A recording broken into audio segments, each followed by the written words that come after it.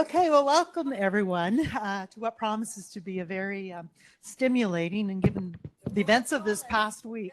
You always over deliver. Given the events of past week, I think it's a very timely event to have. So before I introduce our moderator and our special guest, I want to extend a big thank you to Bennett Jones for hosting us again. We've had a few events over the years here. We really appreciate their support, and a special shout out to Daria. I think she's out in the hallway there, but she's been a big help in helping us out. I think we were going to have a few people from Bennett Jones actually join us too, so welcome if you are here. And I'd also like to take the opportunity to welcome the new members that we have. I think for some it might be your first event. So if you'd like to stand up and introduce yourself. I know Kristen in the back here is a new event, and this is a new member. Yeah. And, yeah.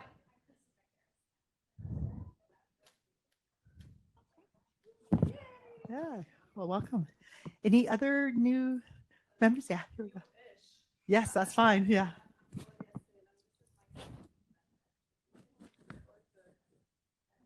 Yeah. Yeah, great. Welcome.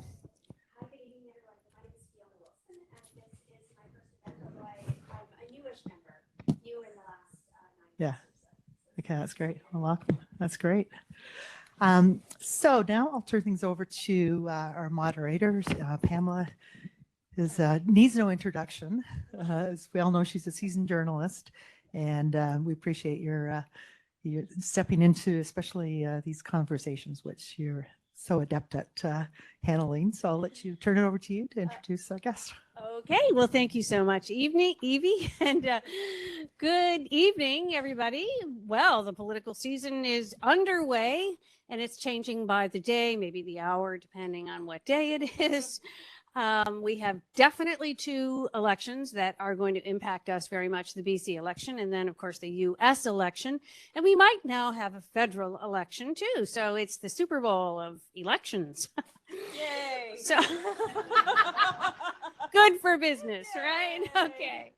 Well, and so that's why we are so incredibly fortunate. It is such great timing that we actually scheduled this a long time ago with Shachi Curl. I hope I pronounced that right. I've been You did it working beautifully on it for So a good. month. 5 stars. Yes. Shachi is a well-known and respected political analyst whose opinions are backed by research and polling. But I do want to give you a tiny bit of background on Shachi. She is the president of the Angus Reid Institute, Canada's nonprofit foundation committed to independent research. She works with public opinion data to further public knowledge and enhance the national understanding of issues that matter to Canada and the world.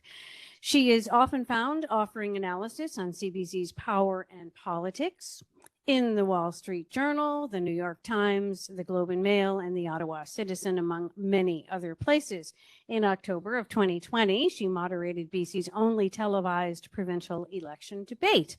Now, she did spend the first part of her career as a political reporter, worked in the legislature in Victoria, and holds a degree in journalism and political science from Carleton University. What a great resume. Welcome, Shachi. So Thank happy you. to have Thank you, Pamela.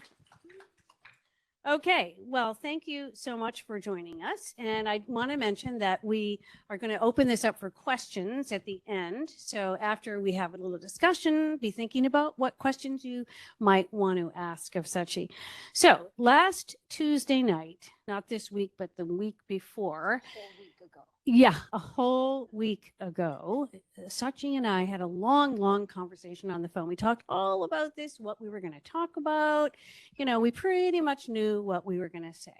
And the very next morning, like overnight, the political landscape completely changed. And it's entirely different, a complete reset. So, were you surprised? Okay. And everyone, thank you for being here, and thank you for coming out. And I'm very flattered, and I'm astonished that you're all here on such a beautiful evening. So thanks for that.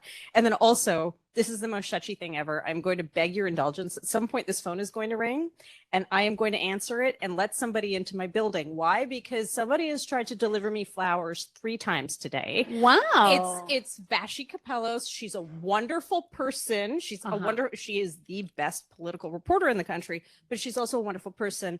The first time this tried to I was live on BNN. The second time I was live on Power and Politics, and I want my damn buds. So Well, we'll I am forgive you. going to pick up this phone. I'm sorry. Okay. I did say it was the most Shutchy thing ever. Yeah, I love it though. It's perfect. We're all supportive. Was I surprised? There's like the knowledge that something is impending, and then there's the impact around the timing. And this is a terrible analogy, but it's like knowing that somebody, an acquaintance, is very, very ill, and it's probably not going to come out well in the end, but it's a matter of time and the exact when. And I got a heads up very early the morning of, then watch this, there'll probably be an announcement. And I was like, okay. And it's one of those things that feels sudden and not. Yeah. It was whether he would resign now or after the election. And there was that moment in May or June where it felt like, okay, the merger talks didn't happen. They did not come out. And so, okay, I guess this is the path that we're on. The writing, however, was on the wall for a while. The BC unit, and I feel, Pamela, like I should ask you, like, how are you? Are you okay? Oh, Because, yes. you know, for anyone affiliated with the party over some many years, a moment to pause and remember what was, for the better part of 20 years, the natural governing party of this province, the undefeatable, indefatigable juggernaut that once won 77 of 79 seats in the 2001 election. And to see all of that just end in this press conference. So just collapse. Yeah, it was pretty shocking. And I think a lot of MLAs are very unhappy because they were blindsided. I think you're right. So the blind side was less about what was happening with the party's fortunes and more about the way that it unfolded. So if you go back a year, 9 months, 6 months, as Pamela mentioned, I'm a pollster. My job is to look at public opinion data all the live long day. And it was looking like a cakewalk for the NDP, predicated on initially the BC Conservatives being nowhere, but just an imbalance between the number of British Columbians who were leaning NDP versus leaning at the time BC Liberal, then BC United. And then starting to see that BC Conservative vote tick up and tick up and tick up. And I'm often asked, like, what changed? What was the thing that happened? Was it the name change? I feel like people fixate on the name change because it feels like something tangible that they can grab onto. But I don't think it was the name change at all. It was, in my view, having watched BC politics for as long as I have, but also looking at the polling, it was the realignment of spectral politics in British Columbia. Like, if you think back, and some of you have lived in BC and done work here and run businesses here all your lives, and some of you are newer to the province, but when we think back to like the NDP of the 90s or even the 70s, it was very much that working class union, even private sector union, you know, at a time when BC's economy was, we hew wood and draw minerals out of the ground. We still do those things, but we do other things now. So the BC NDP today is a party that sits way more into the center of the political spectrum than it used to. And that's changed slightly since John Horgan left politics. He was even further to the center. But even under David Eby, you know, there's a lot of tech sector workers, and there's a lot of entrepreneurs, and there's a lot of people in business and professionals who say that casting a ballot for the BC New Democrats is not a scary thing to them, right? It feels politically and values-wise aligned. Then you have the BC Conservatives, which was like never they have not elected in MLA since baby boomers were in rompers. Okay, so Was it Scott Wallace? I think. you- Yeah. yes, That was I'm gonna before your agree. time. I should have known that, but no, I don't know. You weren't So born yet. they've sort of been, you know, that those little plasticky things that are on the top of car dealerships that sort of inflate with a gust of wind, and then they come down, and then they go up, and then they come down. And that's sort of what BC United has been. Anytime that social credit was, BC Conservatives, yeah. Anytime social credit was in trouble, and then at times of discord and discontent with the BC Liberals, it was sort of this thing that popped up where the right of center parked their votes, but never converted into anything real. What has changed is the incredible branding of particularly the federal Conservatives. It's like this beam, this UFO beam that Pierre Poilievre's like flown his UFO into the province over the Rockies. He's hovering here, and he's just pulling those BC Conservatives right up. There are so many, more than half of British Columbians as of 3 months ago had no idea who John Rustad was. I believe it. It doesn't matter, but it doesn't matter. Yeah. And from a, Why? it's just the strength of the brand right Wow. now. And it's also just a phenomenon that we're seeing. I don't want to say just, it is a phenomenon that we're seeing in liberal democracies around the world. We saw Mhm. what happened last weekend in Germany with the election of a far right party. Yes. Politics are moving further to the right. Young people are feeling more and more discontented. A lot of it has to do with economy and cost of living, and that's something that's hitting democracies everywhere. But where, you know, and what I know we're going to pivot to federal politics in a moment, but I feel like in this moment it's so instructive to talk about it. Where 18 to 34-year-olds used to be the linchpin, the biggest base of support for Justin Trudeau and a progressive politician. Now that vote, especially among young men 18 to 34, it's all going right and hard right. So BC United was having its lunch nibbled from the left Mhm. and munched from the right. And the value proposition, this is who we are. This is what we stand for. Well, how are you any different? I can get that from the NDP. I can get that from the Conservatives. And then what really also from a policy perspective put the wind into the sails of the BC Conservatives, or you could say really was politically disastrous on part of the EB government, was decriminalization. Mhm. That Mhm. policy took solid NDP voters who were like, oh, hell no. Yeah. And look at the number of things, and you can debate the policy of it, you can debate the science of it, you can debate the what's best of it, and I feel like we could do a whole other talk on that. But you look at the number of things policy-wise that the NDP has run up the flagpole this spring and then taken right down, whether it's land use, whether it's decrim.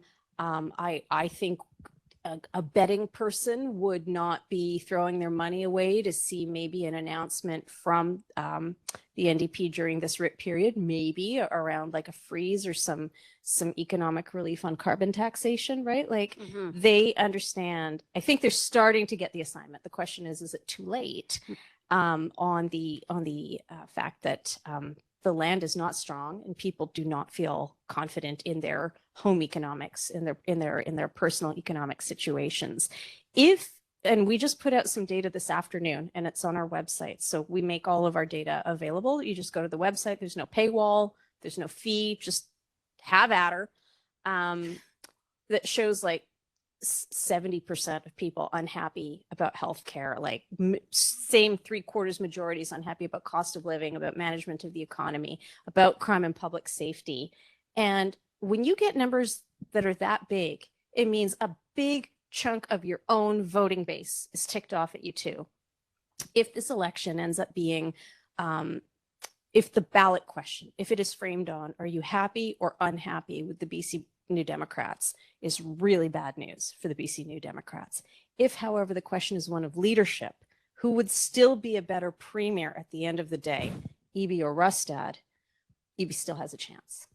So do you have a sense of where these BC United voters will go? Will they go to the NDP or the Conservatives or sit on their hands? I think one of the biggest factors is they may just stay home. or they may cast votes out of a sense of loyalty to BC United candidates who have chosen to go ahead as independents, like Mike Bernier. He's made that decision today. There are others, but I would just, remind everybody that independents don't tend to get elected in parliamentary first past the post politics at the best of times. And then once elected, it's very difficult to really have an impact. It is. I would agree with that. The thing is that last sounding that we did before last Wednesday, before 8 days ago, showed BC United down to 10 points.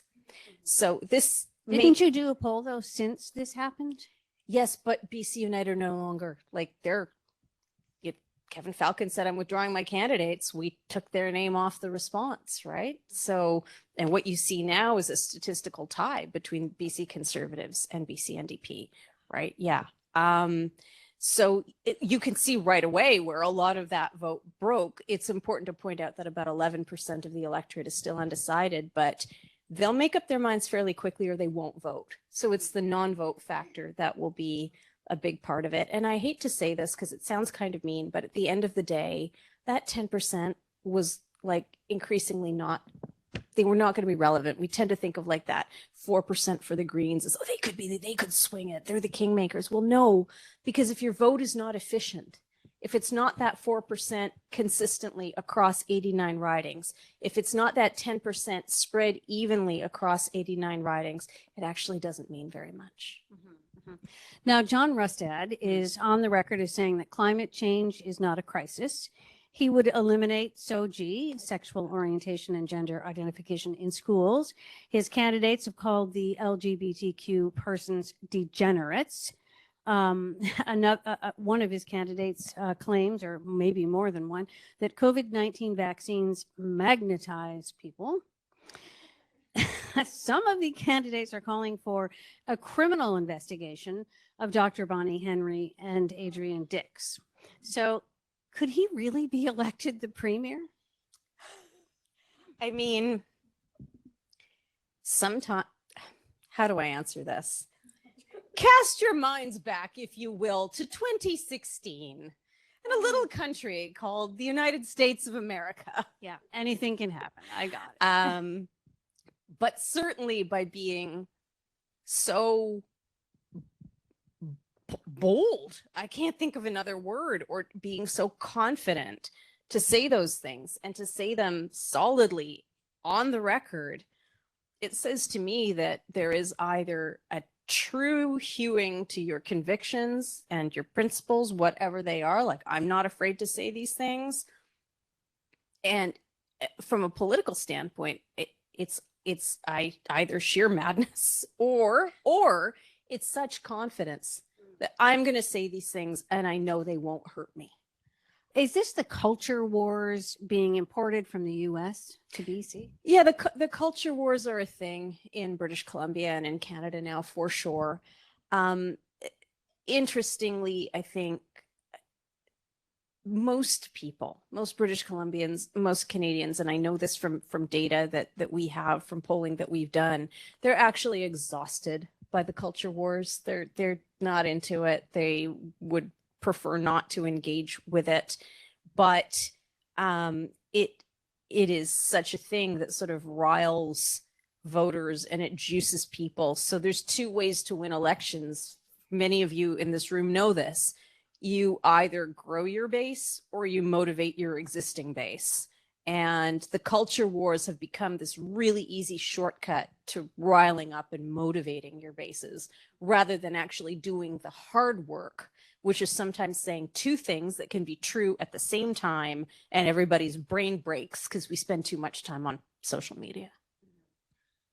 Do you feel that politics is in general hardening on both sides? Like you said already, the right is getting more to the right, but is the left getting more left? It's on things that you would think that mattered economically. Union membership is at a generational low. More people think that there is less relevance to or benefit in union membership. And my lifetime, both as a journalist and as a pollster, I don't pick sides, but I think about Labor Day. I think about weekends and I go, really? Like, that's kind of too bad that people don't recognize the sacrifices that working people made so that we could all have nice things.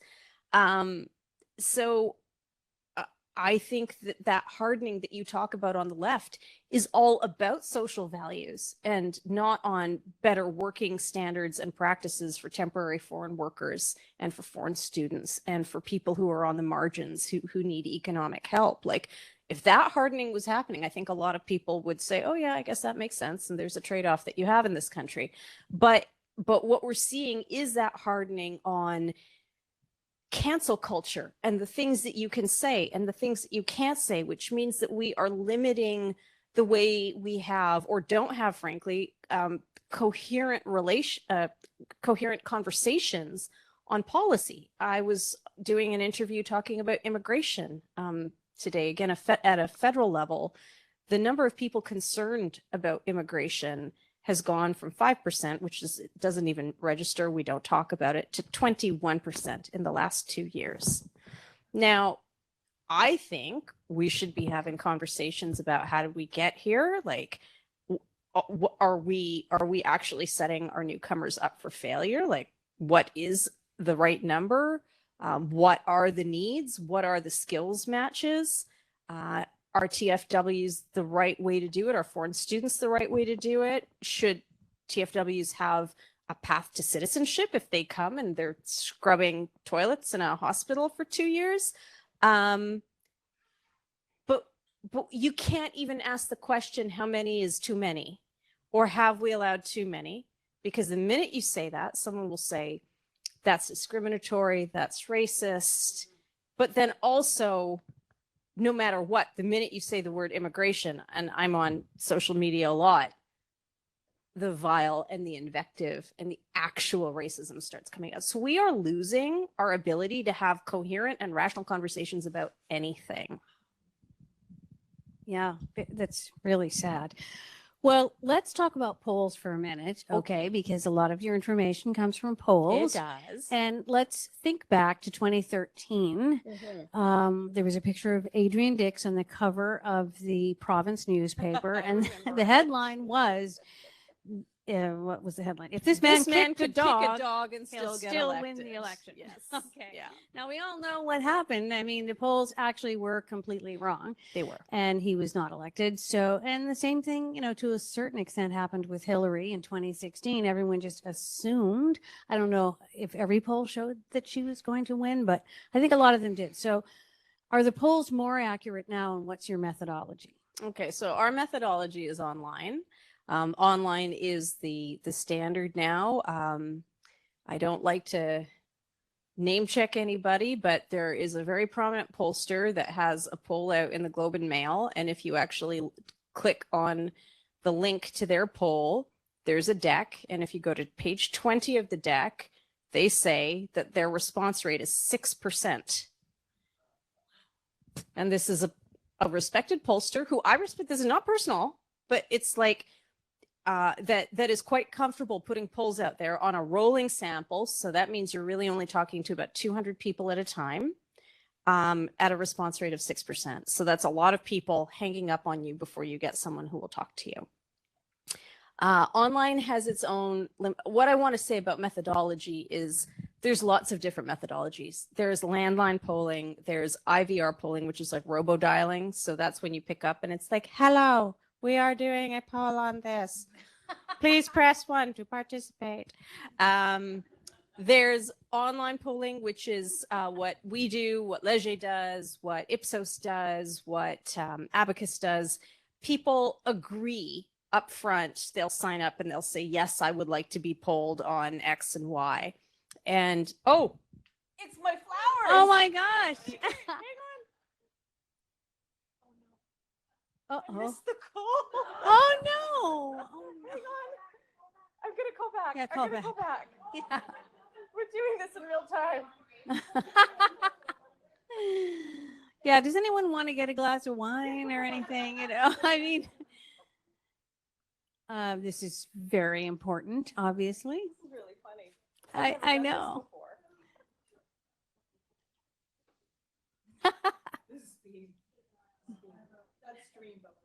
Oh.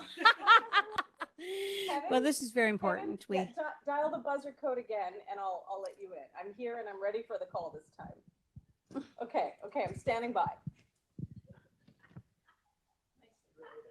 Yeah. That's right. And now a word from our sponsors. Thank you to our sponsors, by the way, and thank you to those who provided the room and who paid for the nibblies and things. Bennett Jones. Well, Thank you, Bennett IWF Jones. paid for the appetizers, International Women's Forum, and Hi, Kevin. Hang on. Esther donated the wine, I think. Oh, okay. No, she didn't. Again, from IWF. Did that work? Okay. He's in. All right, cool. Yay! I hope these are great flowers. We're all kind of in. Looking forward to seeing them. We're all invested in the flowers. Would you have him send you a photo? I will ask for a photo. Let's Okay, see, look. but he's had a very long day and he delivered a wedding cake to the North Shore, so he's a little cranky. It's been a relationship of a day. It started out a little tense, but now we're best friends. Oh my god. So great. Right? Yeah. I find that, just trying to, hi, Kevin, right? Like treat Yeah. people like people. Just treat him like a friend. Just Okay. treat 'em like, okay. Where were All we? right. Let's go to the polls are Yes. much more accurate. I mean, I Well, think no, that's what I would say is here's what I would say. I would say three things. I would say every methodology has limitations, and the importance is understanding the limitations of every methodology. If you're running in an election and you want to understand what this postal code or these 3 city blocks are saying, and sometimes people they ask me, Shachi, can we talk to your for-profit side of your business about that? I say, first of all, we don't do work for political parties. But secondly, you're better off just going and putting your runners on and knocking on doors if you can, or finding somebody who lives in that tower to knock on doors if you can. Secondly, I think we do tend to spend a little bit too much time focused on methodology. And I don't say that defensively, but actually equally as important is what was the sample frame, right? More doesn't necessarily mean better, but which demographics did you capture? Where were they? What was that response rate? and what it was the 6%? question even? And what did the questionnaire say? Was it a push-pull? Was it really leading? Or was it, and people can always pick apart. So I always say that transparency is the most important thing. If you've got a pollster who's prepared to say, this is how we did it, this is what we asked, this is what people told us, critics and others and outsiders will always pick apart, like, oh, why didn't you ask it this way? Well, we thought this was the best way to ask it. But if you have people who won't say where they got their answers from, where they got their responses from, or Be how they got suspicious. there, Yeah. I would maybe not put that organization at the top of my list. The other thing is that I would say, and you talked about 2016. So for the record, and I'm not just saying this is true, I didn't poll the 2013 election. Oh. I did not. I was not there. My career, and we can do this I can give you a whole talk on my career in polling. But my career in polling started that night because Angus phoned me up and he's like, you're clean up on aisle 9. I'm like, I don't want to do this. I had a sales job at Vision Critical at the time. He's like, you're going to fix this. I'm like, I don't want to fix this. And I fixed it, at least for our organization. So it was a lot of doing a lot of the same kind of work that transparency, answering the questions. We did a full-scale review of what went wrong and basically what we were paying attention to and not. 2013 in the end was a bit of an unsolvable Rubik's Cube. There was no smoking gun. People didn't say, yes, I changed my mind at the last minute or whatever it was. So it was wonky. I like to say it was the 19th time out of 20. 2016, the writing was on the wall. It's just that we are also in a partnership to disseminate our work with media. And I am a former journalist. I'm not going to poop on journalists, but I remember because I was in the United States for the US election 2016. And I remember being in Louisiana 3 days before the election, watching CNN, and they're reporting a poll as though it's like a national sample, it's scientific or randomized, talking about Black voters. And I'm like, whoa. So I get online, I Google the name of the organization, I click. Well, actually, it's a self-selected sample of 600 people in the United, like it was, but this is the line story on CNN. And we also in 2016 relied way too heavily, the collective we, all of you who consume news, on the aggregators, right? Well, what is an aggregator? It's a poll blender. So there were two big problems with putting the polls in a blender and handing somebody the smoothie. First of all, was missing ingredients. There was no polling from Michigan or from Ohio or from Pennsylvania in the last 10 days of the campaign. That is a massive problem. But Nate Silver and others based their model without, and then they were using old data. It's like, don't throw a black banana in the smoothie and then tell me it tastes funky. Like, you're the one who put the spoiled banana in there. So that's what happened. So it sounds like you're saying we have to take the polls with a grain of salt. No, you have to ask questions and not. So even in the way that you frame that question, the polls, which polls? Well, yeah. So it's ask the questions. Who did the poll? What was the methodology? What was asked? When were they in field? How many people did they talk to? And you can better educate and inform yourself and make your decisions about how things are changing and the dynamics based on having access to those answers. If people can't explain to you, if a pollster can't explain to you where they drew their sample from, that is a massive red flag. Okay. Well, let's move on to the U.S. election, which has been a wild and crazy ride, just like British Columbia, maybe crazier. I don't know. So it started with Biden and the debate, and then everybody pressuring him to step down. And then he did step down. And then there was all this anxiety about who will be the candidate. And then it was decided it would be Kamala Harris. And then she went to the convention and she was very exciting and interesting. And people were all of a sudden really interested in her, and Democrats were flooding back, and she has all kinds of momentum. So I guess the question is, can she keep up this momentum? All she has right now, and I don't mean this pejoratively, what she has right now is enthusiasm. What she has is momentum. It don't mean nothing unless they go vote, unless they register and they vote. And I don't know how many of you were enough of political junkies in the middle of August to watch some of that convention, but I see a lot of nodding heads. I know Evie did. I know Evie did. What you heard over and over again from people was, this is all great, but it's meaningless unless you go vote. Yeah. This is all great, but we need to run scared. You can't take it for granted. And I think that was very, very wise, because what happened again in 2016 with Hillary is, it was like, I'm going to be the first woman president in the history of the United States. This is a fait accompli. It's going to happen. We don't have to worry about anything else. I think Democrat world, very surprisingly, and I had to admit that I was wrong to a friend who loves it when I have to admit that I was wrong. Like the Thursday before the Sunday that Biden withdrew and said, I'm done, I said, there's no way that the Democrat world will rally around Kamala. That, you know, the color politics, the left-right politics, and the man-woman politics, and all of that layered on top of each other. They will want to go for a contested convention on the convention floor. And what was remarkable and breathtaking from a political observation perspective was to watch how within 48 to 72 hours, everybody just said, okay, we don't have time. It's going to be her. Let's go. So that already stands in good stead for her.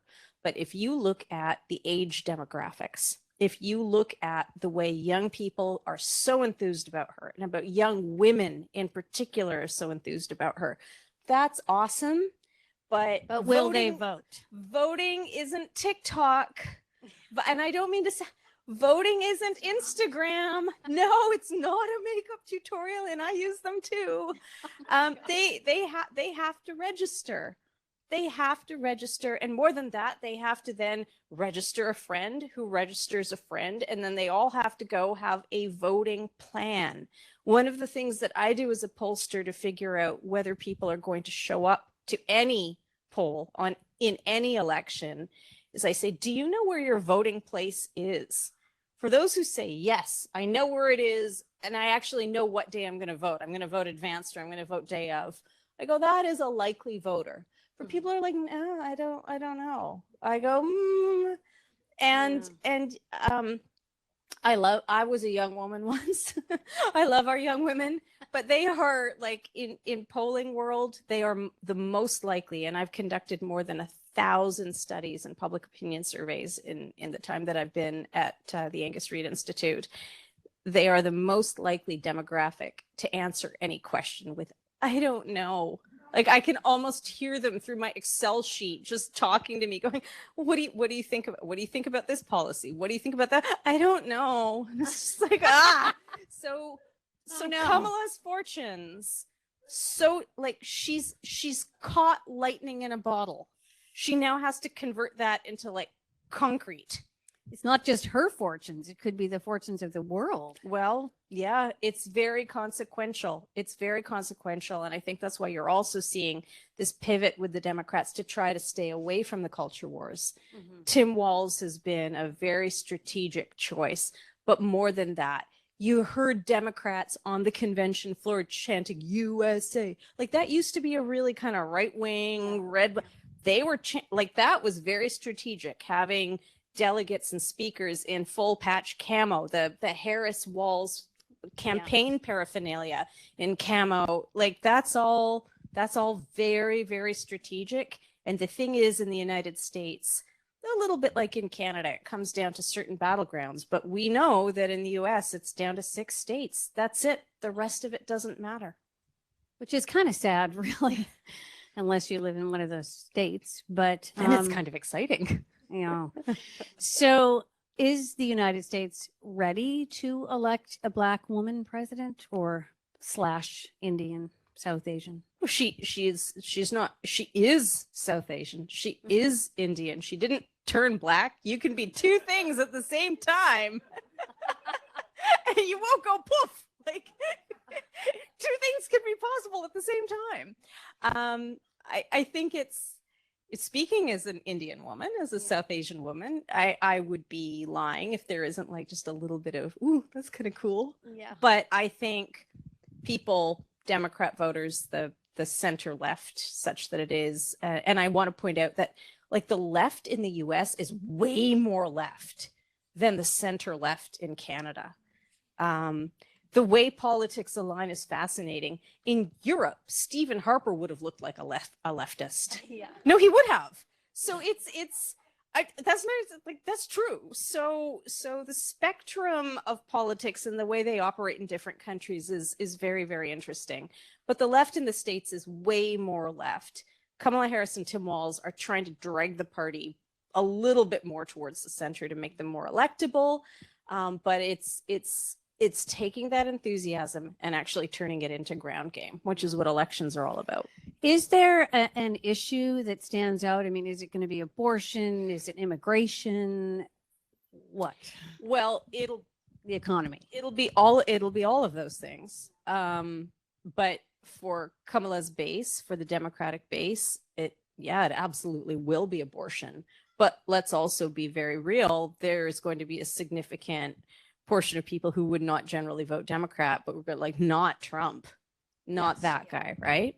So what's been very effective in the departure of Joe Biden has been, number one, we're not talking about age anymore. And I think personally there was a lot of ageism around that, but it is what it is. It's happened, it's done. Don't look back in anger. But ageism is like the age factor is not on the ballot anymore, on the ticket anymore. It's not part of the conversation. If it is, it's about Donald Trump. It's not about Kamala Harris and Tim Walz. The other thing is that she's brought an energy and an enthusiasm, and so has Tim Walz. I think in many ways, he's her ringer. Like he's been even more effective at times than she has, because he has the capability to speak to Trump voters directly. He looks like them. He sounds like them. And so reminding voters what 2016 to 2020 looked like, and tapping into that and reminding people that, yeah, this, do you remember what that was like? Do you want to go back to that? And even though we can't vote one way or the other, it'll definitely have a huge impact in Canada. So what would it mean if Trump is elected again to Canada? So two things I would say. It has a definite impact on Canada, but I don't think it necessarily has an impact on Canadian domestic politics. I know a lot of people do say that. I'm a bit more skeptical about that, but we can come back to that in a moment. Here's what's really interesting. Neither candidate, from an economic perspective, from a trade perspective, is fantastic for Canada. You know, Obama comes to this country, he comes and he speaks to Parliament. Oh, the world, and we all swoon. Oh, he loves us, he loves us. And then there's all these lingering trade disputes that never got resolved. Same for Joe Biden. You could make the case, look, everyone was dealing with the pandemic. But, you know, I was asked by folks at the U.S. Embassy in Ottawa, like, what does Biden need to do? And I'm like, from a public opinion standpoint, he just needs to come and write a love letter to Canada. That's all we want. We're so insecure. All we ever want to hear is, we love you. We love you. But from a practical standpoint, both will have no compunction about playing hardball on trade and policy and all of those things. NATO. Yeah. Well, you're not going to have the woo-woo things that have been said on NATO out of one ticket over another, but certainly the backroom conversations will be just as full-throated. Well, I think we better move on to the federal election, Okay. which hasn't been called yet. It's due to happen in October next year. Well, no, apparently not now. However, yesterday, as everybody knows, the NDP canceled their agreement with the Liberals, which means a snap election could happen at any time. Today, I thought it was interesting that it was reported that the Liberal campaign director has quit because he doesn't think that Trudeau can be reelected for a fourth term. So, do you?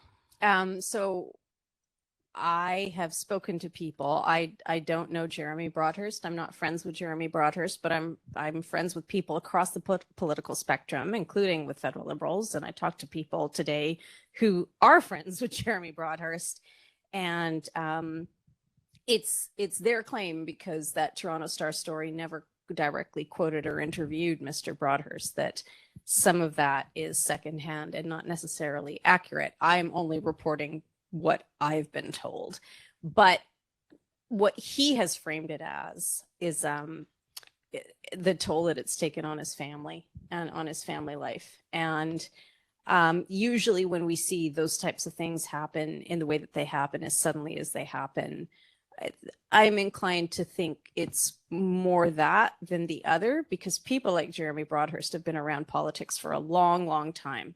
And you know that when you go into a campaign, you're going to run it like hell, and you might win and you might lose. And if you say that you're going to take on the directorship of a campaign, you know what that's going to be.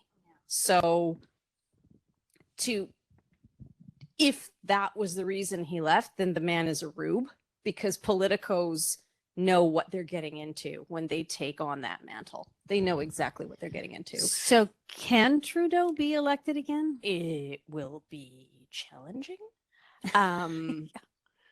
So regardless of Mr. Because it's Broadhurst- too yeah. late now, as you know. They Reg- can't have a leadership. Well, I mean, Right. there's still liberals who say that they can. There's still liberals who say that they can. Regardless of Mr. Broadhurst's reasons for departure, the fact that he's leaving leaves things even more complicated than they were yesterday. And yesterday really threw a spanner in the works. And I want to speak just a little bit, if I may, about what happened around the NDP withdrawing from that confidence and supply agreement and why. Jagmeet Singh's personal approval numbers have deteriorated over the last 2 years from 37% to 27%. He is losing the fight to the Conservatives for working class voters, for private sector union voters, for voters that you think would vote NDP. If you imagine 3 trend lines, the Conservative trend line, I'm going to do it backwards so that you can see it, has gone only one direction. It's gone up 14 points. The Liberal trend line has gone down 13 points. The NDP trend line has done this over the last 2 years. It has been no higher than 21% and no lower than 19%. That's a lot of progressive voters. That's a lot of 2021 Liberal voters who voted Liberal in the last election, who have migrated to the Conservatives and have not migrated to the NDP. Jagmeet Singh was in a lot of trouble, not only over continuing to prop up this government, but about failing to pick up traction. So he needed to do something. But does that mean we're going to see the government fall and be in an election position at the first opportunity for a confidence vote? No. I mean, the guy's filed for divorce, but I don't think he's moved his toothbrush out. Like, the NDP's fundraising numbers are such that I don't know that they could really afford to put on a very robust national campaign. So it's not necessarily in that party's interests to create an election. Now, as to Trudeau going, I think there was a window. I think the Liberals thought that they could turn it around.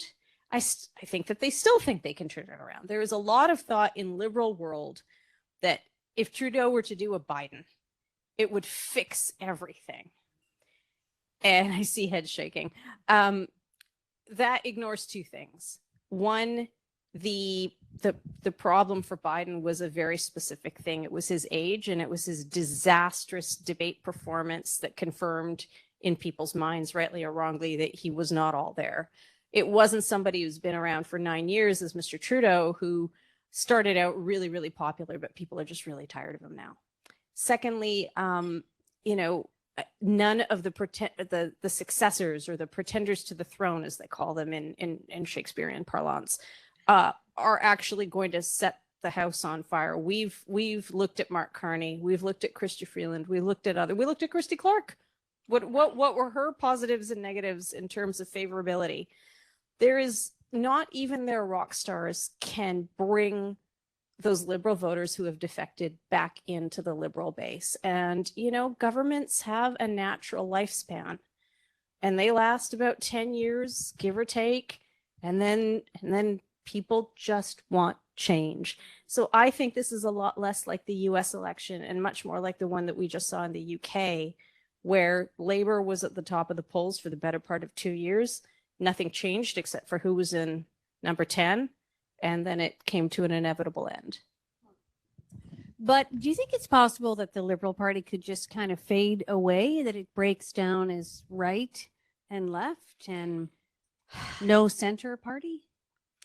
That would really depend on the future of the NDP. And under Jack Layton, maybe under Thomas Mulcair, who the party putsched quite unceremoniously, maybe. Under Ned Broadbent, maybe. But the thing of the story of Jagmeet Singh as the leader of the federal NDP, who is somebody who actually, the federal NDP in this province runs behind the provincial NDP. So that tells you a lot. The party is now viewed as a party of the cities, of young people, and we talked about the culture wars, of the culture wars, as opposed to of working people and like people who need help and lifting, I hate to use the word, like lifting people up who are economically vulnerable. And frankly, the thing is that today, it doesn't matter what city you're in and where you live. You ask Canadians, do you feel economically vulnerable? Doesn't matter what their take-home salary is. Everyone says they are. Everyone says they feel that way. Well, okay, I do want to leave some time for questions. I hope you guys I talk too much, have some sorry. great questions. Well, no, I don't think so. And so just before that, so give us your best guess of what is going to happen. BC election. Go. No. Result. No. Result. No. Too early. Too early. Really? Look, we've just had an uncontrolled demolition. The dust needs some time to settle. Okay, okay. Well, I was going to ask you to give us your prediction, but that's okay. Yeah, no, if You have- I was able to we look at data, not crystal balls. This is what people Okay. don't understand. I don't have enough data points to tell you what I think yet. Okay, Okay. okay. That's fair enough. Fair All enough. right. All right. Who would like to ask a question of our guest? Yes, Laura. I have a question, Chachi. Back to the provincial party. Yeah. Do you think, like, I think, and the Liberal Party was a big tent party back in the day. It was. A lot of those people now moved to the Conservative Party. So I just wonder, all their crazy, like, comments and things, do you think that'll have cachet and will have legs as far as, going forward? And then my other part of that is, if you could just comment on Eleanor Sturcombe moving from over to the Conservatives. And also, what's the name of the NDP candidate or who moved over to the Conservatives as well? I'm blanking on her name. I'm sorry. I should do better. Well, no, I should. But I guess what I would say is that when you style yourself as a big tent party, it means you're letting everyone in, and that means everyone. So even card-carrying provincial Liberal Party members, even though they were styled as liberals, there were a lot of people in terms of their hard right views, because it always was this center-right coalition, this free enterprise coalition. Well, you've got some members of that free enterprise coalition who don't want to pay 1 cent of tax ever on anything. And you've got others who are on a completely different plane. And so I think you raised such an excellent point, but when you are big tent, you're letting everyone in. And as that tent starts to feel less comfortable for some of those right of center, let's face it, harder right voters and harder right members, they're going to go find someplace else that feels more comfortable for them. I don't know Eleanor Sturcombe. I have been told by others who are pretty close to BC politics that some of this may have had to do with pensions and holding a safe seat, and she was a star recruit. I don't have an answer for it. I wish I had a better one. Actually, I heard that too. Yeah. So it's entirely possible. She, I think, is the breadwinner in her family and needed a job. As one does. Okay. Yes, Shalina.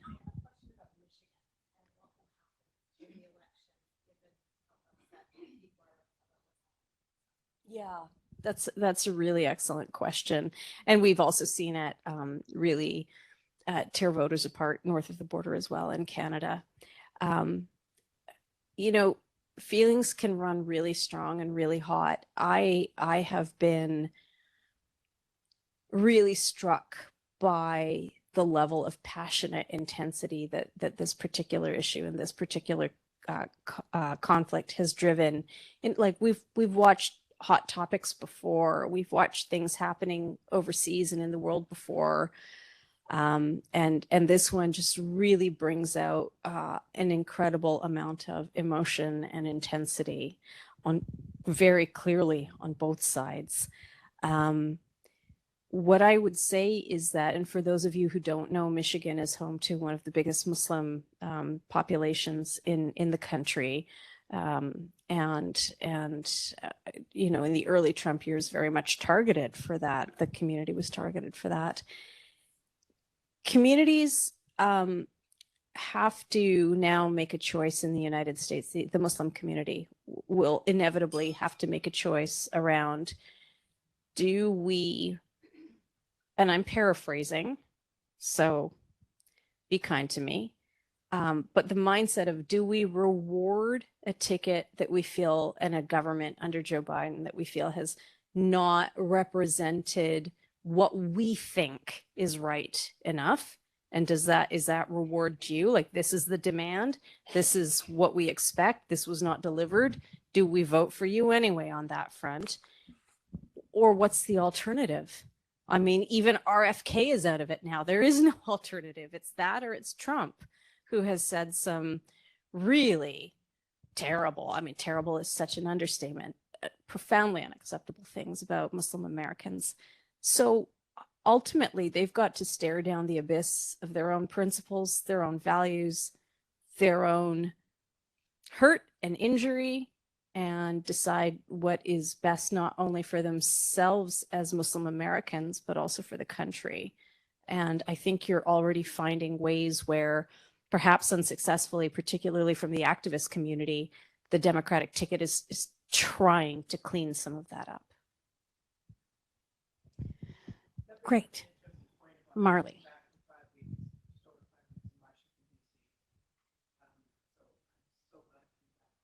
Yes, welcome home. Mm.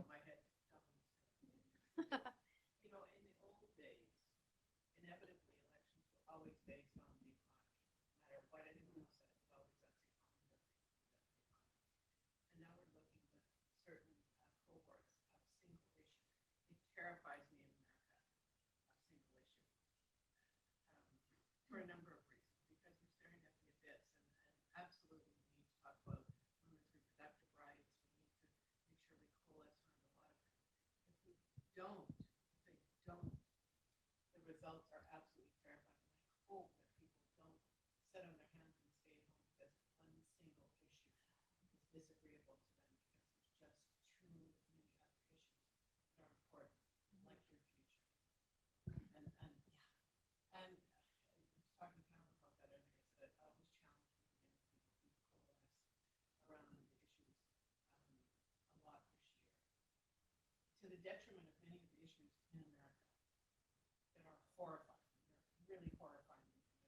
You see, as women, it sends chills down my spine when I think about what so whatever can be done to make sure that people don't get locked into a single issue. And I'd like to hear, have you seen a change on the kinds of issues that people are reacting to? Are they getting more single issue focused or less? Susan Delacourt wrote an excellent book about this maybe 10 plus years ago called Shopping for Votes, right? And she, for those of you who haven't read it, talked about how parties and leaders used to proffer like a basket of issues with a broad base. It's broadly about the economy, or it's broadly about this, or it's broadly about that, and how niche marketing in politics and the development of technology and computer software, basically, the conservatives going into, I think, 2011 was when they got federally, when they got their majority. They had set basically an index or a type of voter, a female voter. You had the Zoes, who were 20, 30, early 40 something, city dwellers, not married, maybe they were, no kids, professional, highly educated. Oh, well, we write the Zoes off. They're never going to vote for us.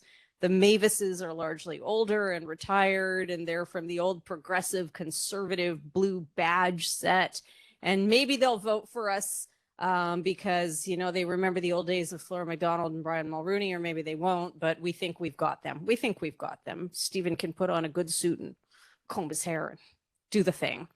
And then there were the Jennifers, and the Jennifers were, I hope I'm remembering this properly. Does this sound familiar to you? Yeah. There were the Jennifers, and they were 35 to 54-year-old women, and they were very much the demographic that was up for grabs. And that's where, and you look at it now, you go on to, because I'm South Asian, I don't speak Punjabi fluently at all, but I can understand a little bit of it. You listen to Red FM, or you listen to some of the other Punjabi language radio. They're not talking about climate change. They're not, when the leaders come, they've come with a message that is totally directed to new Canadian voters. When they go to a climate convention or they're talking to climate driven voters, there's a whole other very tip of the spear specific message. That does two things. I mean, first of all, it helps target and speak directly to the issue that a certain voter cares about. But here's what it also does. It fractures the electorate so much that nobody's talking about the same thing. And nobody's comparing apples to apples anymore, because you're all down your rabbit hole about this is what this party's going to do for me, and that on this one single issue, that we don't have common ground to actually have a broader conversation about the future of our countries. Great. Yeah. Yeah. Okay. Anyone else have a question? Yes, Catherine. Because when Trump got elected, what we heard was that women our age said one thing to the pollsters, but went to the polls and voted for Trump. And so they didn't tell the truth. And whether they told the truth to themselves or not, but to me that signaled this disenfranchising. I don't like any establishment. I'm going to vote for the person that's going to burn it to the ground. And then just in the last week and a half, my Uber driver talked conspiracy theory all the way Mm-hmm. to PowerX. They're a good source. Yeah.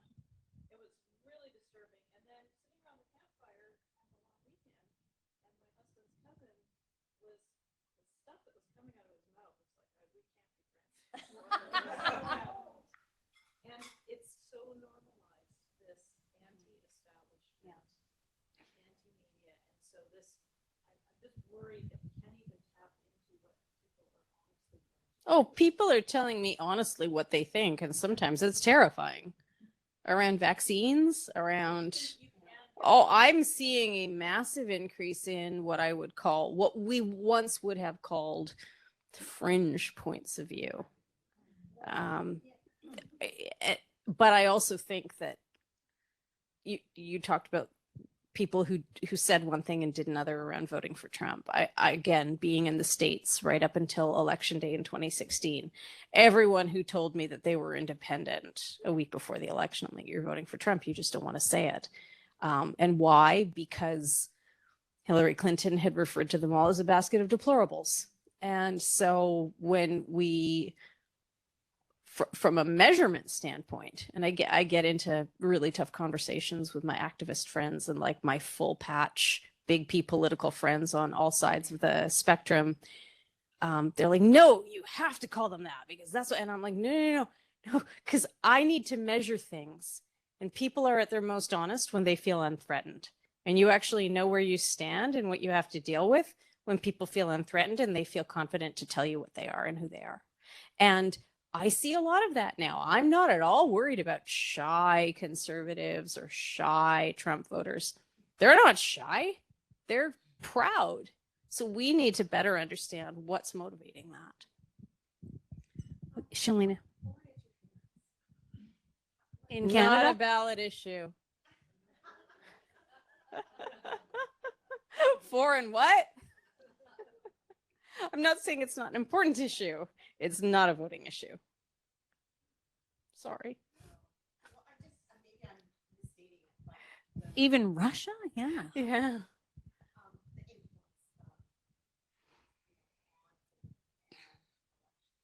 So that's interesting. I would say that, bad actors are trying to reach their tentacles into every aspect of everything.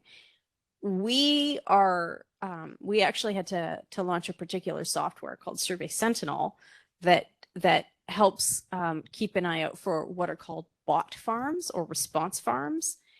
And you can have and they're real people, but there's like hundreds of people in Indonesia or in China or in India or in other countries who, for 5 cents a click, they're responding to all kinds of surveys. And so you've got to watch things in my world like IP addresses. Where is the stuff coming from? It takes an average respondent 13 minutes to finish this survey. How did you do it in 5 minutes? Kick that response out. So if they're into the polling world, then they're everywhere, and we saw news of that today. To what extent does Elections Canada, or frankly the Liberal Party or the NDP or the Conservatives or the Green Party or any party, actually have the wherewithal to actually monitor and correct for that? Well, the ones that are bringing in good money should be investing in it, but they'll probably find sexier things to invest in. Well, on that note, unless there's a burning question out there, Is there a burning question out there? so great, Shashi. You're amazing, and I cannot thank you enough for being here and doing this. I did have to twist her arm like for months and months and months, but anyway, thank you for enlightening us. It's been incredible. Such great timing for You know, if you had told me I would know half the people in this room and it would just be me and my friends I on a know. Thursday night. I know.